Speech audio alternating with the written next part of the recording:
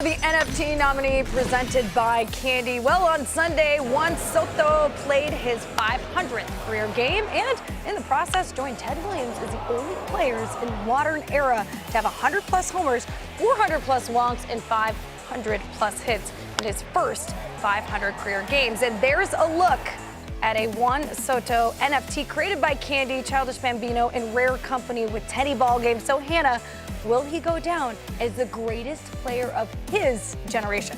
I was thinking about this. I feel like Soto is a little bit Trout-like in the way, in the fact that they're both very good at playing baseball, but also in the fact that he helps us to understand what teams value in a modern game. In the same way that Mike Trout sort of mainstreamed WAR, and now we have a better conception of sort of players who are all around good.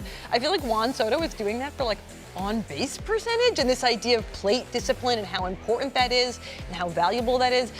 Nobody makes plate discipline more interesting to watch than Juan Soto.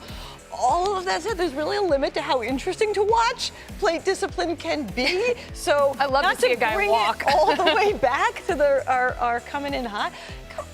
It's Shohei Ohtani, you guys. As long as Shohei Ohtani is doing the two-way thing at a high level, regardless of whether or not he's the most valuable to a team in a pure analytic sense, he's the player who defines this generation of baseball. Oh, man.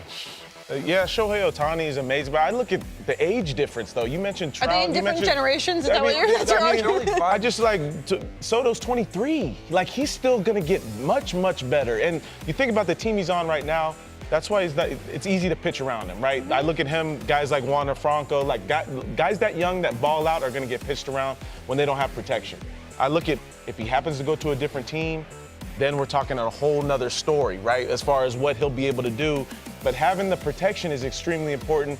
But to me, it's the Soto shuffle. That's what I'm all about. If I'm looking at something that he brings to the table, it's not just what he does hitting-wise, it's all the things that come around with it. That's why he's one of the greatest guys for me to watch. Soto 23, Ohtani 27, by the way. Yeah, you look at this dude match. One of the dudes that actually his game improved after the home run derby, when most of the time that derby ruins your swing. Can somebody make a Hips Don't Lie music video just featuring Soto That is shuffle? brilliant. That's a should TikTok right there. Do that. I just want Hips Don't Lie. His bobblehead is coming out with the shuffle stance. Oh, that's good. What do I want to say? So wait, do about the hips bobble instead of his head? That's brilliant. If the Nats didn't do that, it's obviously an L. Hey, Nats, you've been put on notice.